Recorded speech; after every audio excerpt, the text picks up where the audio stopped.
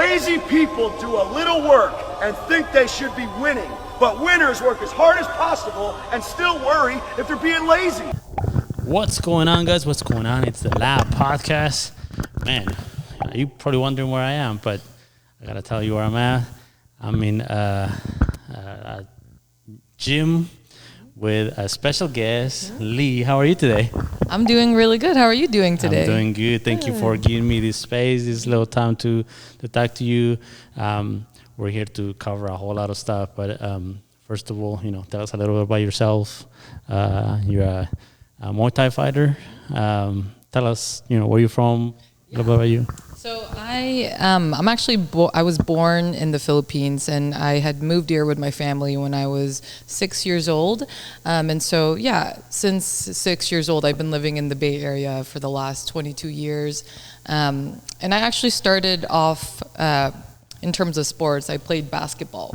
So basketball was introduced to my sister and I from my father, who was a professional basketball player, and he wanted us to actually get into martial arts. Okay. So when we first got here, we started with karate. We did that for like a year or two and decided it wasn't for us. Continued with basketball up until the intercollegiate level, where that's when I decided that it wasn't for me. No. And being the athlete that I was, or I am, like my whole entire life, I was always just very competitive, and I always wanted to go back into an actual sport. So, after I had quit basketball, I did some bodybuilding, and that was okay. And then when I was going to San Jose State, that's when I actually had discovered a boxing gym, or a boxing club there. And I joined the boxing club, didn't really like how the coach ran things. So then a couple months later, I found this kickboxing gym that taught Muay Thai too, and then that's where I started the Muay Thai journey. And so I've been training for almost 6 years now, and the first 3 years were kind of just done recreationally. It wasn't done seriously. Yeah. And then the last 3, that's where I've been essentially really competitive in Muay Thai. And that's I don't know, what is it that's in you that it makes you go into that ring and just go through that? I don't think it's I know a person like me, I probably won't do it, but Yeah. But what's in you that makes you really step on the ring and do that? I guess I would say I love to perform for people, and so I really enjoy being the center of attention. And it is, growing up, I always had problems with public speaking. I didn't like that kind of center of attention, but like in terms of Muay Thai, like fighting, like I really enjoy being front and center, and it's always really nerve-wracking every time I step into the ring. Like every time I have a fight, like a couple hours into it, I'm questioning, why am I doing this? Like, why do I keep putting myself in this position? Like I always feel like I'm gonna throw up or shit myself before I get into the ring. That's never happened, and I hope that never happens. But I would say it's just stepping into the ring gives me a different kind of feeling like you can't find anywhere else. Okay. And I have grown to really love that, and also just the process of like the preparation that I get to do in terms of for my fights, and seeing it play out in the fights. And so I guess I would say that that's what keeps me coming back. It's just the growth and improvement in the sport. Okay. Trying to be the best. Right. No, I see that. And it sounds like you started sports young, playing basketball. You are tall, and I was surprised. I was like, wow, she's tall. It's surprising for a Filipina. Like Filipinos were like 5 foot and lower. That's the average. Yeah. So I kind of deviate from the normal, and I get the height from my dad. He was a professional basketball player in the Philippines. He's 6'4", so that's very abnormal for a Filipino. So I'm grateful for my dad's. He was the star of the team. Yeah, he was the star. Oh man, that's amazing. And then you have a fight coming up here in San Jose. Let's talk a little bit about that. At first, you didn't know who the opponent was. No, I did. I knew the opponent. The first opponent was Sarah Turgeson. I believe that's how you pronounce her last name. She was from Arizona, but then she had sparring or a gym injury. She broke her thumb, I believe, and so this this new opponent that I have, I did a little bit of research on her. She's from a gym in SoCal, and I've seen videos of her fight. She is a very technical fighter, just as I am too. She likes to move around a lot, but I like to be aggressive and technical, so I think that's what I'm going to use in this fight. Okay. How many fights do you have total?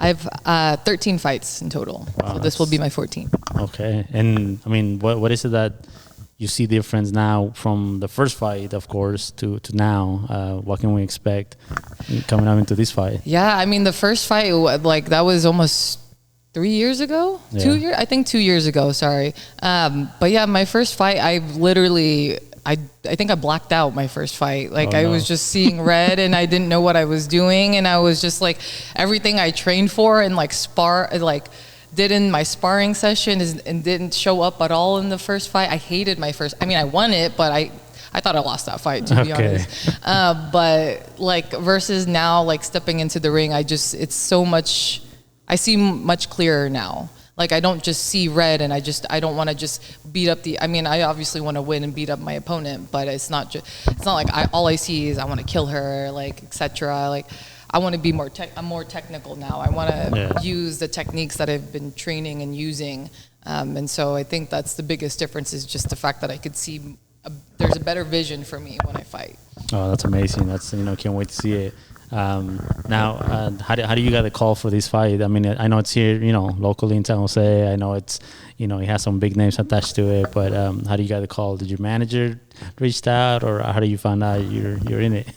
So I was actually reached out. My team and I were reached out by a promoter for this one promotion. It's West Coast Elite, and they used to do amateur fights all the time, MMA and Muay Thai, for the last couple years here in the Bay Area. And I hold 2 belts. Yeah, 2 belts for that promotion. Sorry, I was thinking, is that 2 belts? Okay, yeah. 2 belts for that promotion. And so the head manager promoter reached out to me and asked me to be one of the fighters in this event. So yeah, that's how it was reached out. Oh, that's cool. I can't wait to see it, and I'm excited for an event like this to come to San Jose. Yeah. Now, this event is going to be on a ring, which is very different. Mm-hmm. And you're used to the ring. Yeah, I know, it's very different because you have the MMA fighters that have to fight in there too. So I'm like, I've seen that before. I mean, the West Coast Elite promotion, they have done MMA fights in the ring before, so I have seen it and they've executed it well. Okay. So yeah, it will be very interesting because there's going to be professional fighters in this, event as well. I think the last times they've done it, it's only been amateurs. So yeah, it's going to be interesting to see the pro fighters get in there. Yes, very interesting. Muay Thai, I'm kind of used to it, but MMA, it's very different. Now we're talking about MMA. Have you ever thought about jumping into MMA, doing some mixed martial arts? Or I mean, I've thought about it. I've done a jiu-jitsu class like a couple years ago, and I really like jiu-jitsu. But to be honest, I'm not sure that's going to be... I don't think so. Yeah, people ask me all the time if I'm going to transition to MMA. No, I don't think so. I really like the striking aspect of fight. I like the Muay Thai part, the striking, and learning the ground game like jiu-jitsu, grappling, wrestling. That's going to take me like many years to master before I feel comfortable being an MMA fighter. And yeah, I mean, I'm 28, so I want to do the best I can in my fighting career. So I'm just going to focus on Muay Thai. So. Okay, and I think that's one section of mixed martial arts part. I think it makes more sense. It's I mean, a guy like me, I probably couldn't even do any of them, but so you're way ahead. No, that's amazing. Now you're also I've been kind of stalking your Instagram. You're a little bit of a fashion also icon. I see pictures there, the different outfits every day. I mean, for a fighter, most fighters you're thinking, or you're looking at, and this is gym clothes and just workout clothes, sweatpants when they're not working out. What brings that difference in you that, you got low fashion or you're... I think a lot of it comes from the fact that I was a tomboy growing up for my whole entire life, because I played basketball growing up. And so like up until I would say senior year of high school, I always dressed in like gym clothes. I never took the time to really like dress up and like put on a cute outfit, until just like the last couple years. And even like the last couple years, I've just been kind of whatever about my outfit. So I don't know. I guess you could say I'm just in my fashion era. Okay. In my Muay Thai era, because I really enjoy putting on the outfit. So, yeah. Okay. Now, is your Muay Thai outfit with a little spark, a little fashion? I've seen some of the outfits. They got, big, sparkles or they have they have and capes and everything, right. like jersey. I mean, with Muay Thai, I have my team, they provide jerseys, and so that's what I wear when I go walk out to the ring for my fights. And then we also have the munkle that we use, and it's a traditional headpiece that Muay Thai fighters use for good luck for the fights. And so those are two pieces of accessory that I wear for my Muay Thai. But other than that, nothing else, nothing too extra, because then that's just going to be distraction. Okay. Okay, that sounds good. Now, when you said distraction, is that something that gets distracted inside the ring, or just in general? Yeah, because I've seen a lot of Muay Thai fighters wear little armbands, I believe. Right. And it's also that's very traditional Muay Thai. I'm not sure what the meaning is behind that, but a lot of Muay Thai fighters wear that. And so I don't like to wear that just because I feel I would get distracted from it. But the other stuff, like the munkle and the jersey, like I take off before I start fighting. So I don't worry about that. It's just it's a nice and like a nice look, and also good luck before I start the fight. Okay. So. Now, you train out of the gym here. Are you want to maybe explore different gyms, get skills from different people, different coaches, or are you solid to your gym and this is where you think you get all the knowledge that? Yeah, so I mean, no, we actually, me and a few other team members that also compete, or who also fight competitively, we cross train with a couple other really, really great gyms in the Bay Area. We cross train CSA, Combat Sports Academy, up in Dublin. And yeah, we cross train with them all the time. We cross train also with, what's that one gym? AKA, sorry. Okay. AKA. Yeah, we cross train with AKA. I don't, but some of the fighters on my team do. Yeah. But for me, I'll stick to, this is always going to be my team. This is your home. Yeah, this is my home, but I'm always willing to cross train with other gyms just to, get some knowledge and experience with other fighters in the Bay Area. Okay. Now, I'm guessing. Oh, I'm sorry to interrupt. Another gym that we also cross train is Wooden Man. Can't forget about that gym. Oh, there you go. Okay, that's it. Shout out there. Shout out. Yeah. Now, I'm guessing your family, it's kind of used to you being into sports. Your mom, your dad, they don't, maybe they don't.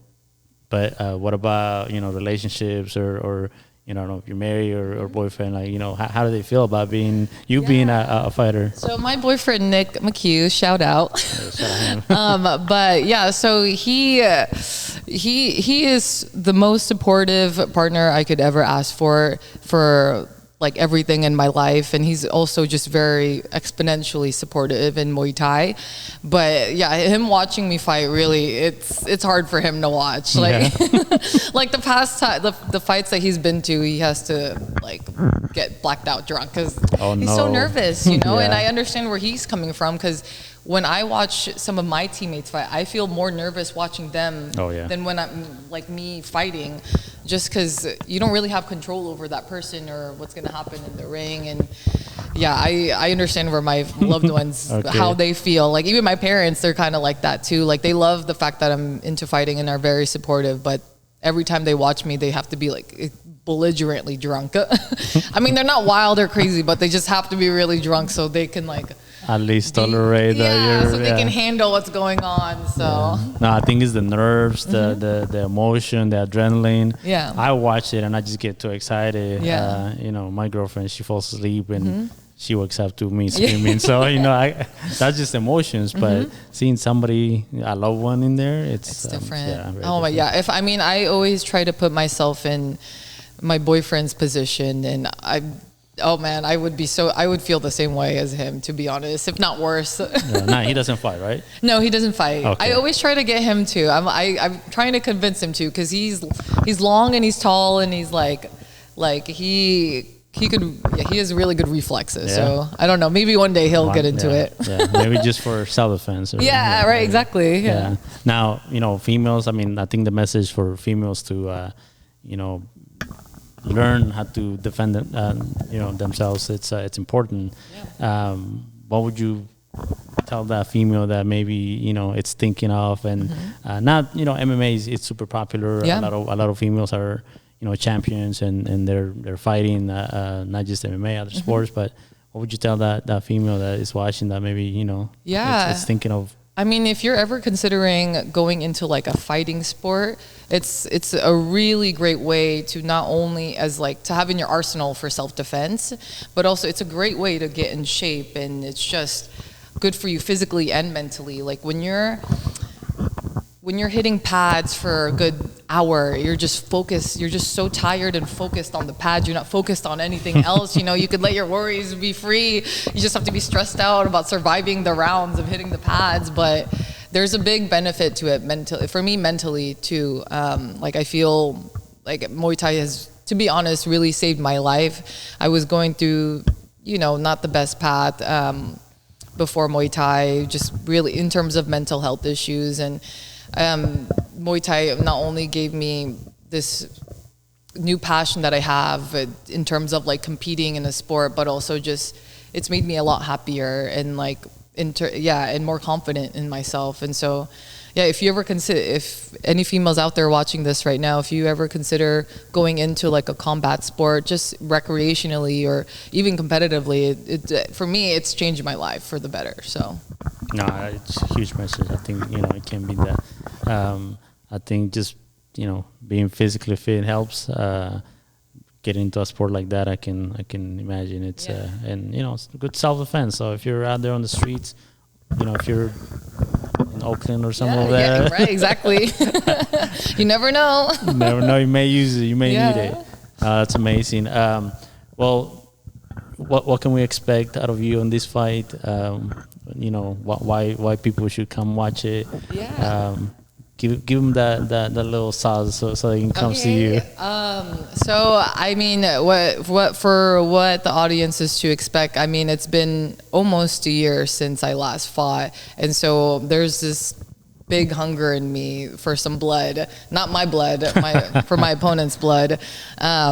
And so what you can expect from me is just very technical and aggressive, a very technical and aggressive fight for me. And I like to put on a good show, especially when I'm home in the Bay Area fighting. And so, that's what you could expect from me. And there's so many other great Bay Area fighters that are also going to be on the card or the event as well. It's not just me, but it's going to be a great night of fights. So come and watch us.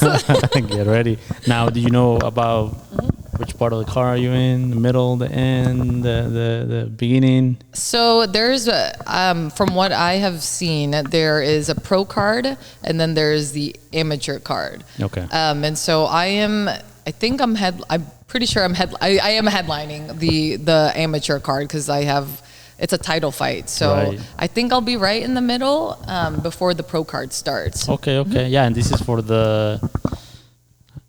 it's a California title. Yeah. Maybe I believe it's a California title. Yeah. I have it. I just can't remember it. Here, let's look it up. Yeah, let's look it up. So we know we got it right. Mm-hmm. It's if these things will open. The International Sport Kickboxing Association, a California state title. Yeah, state title.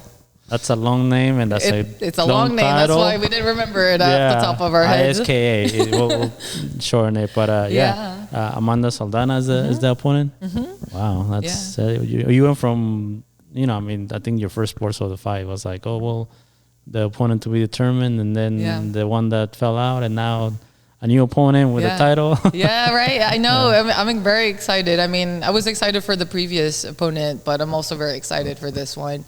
Again, because I've seen her fight. She looks like a very technical fighter, and I'm very technical too. And so styles make fights, and I think whoever wins the best in terms of technicality and aggressiveness, which I believe I will win. So. All right, that's good confidence. I like that.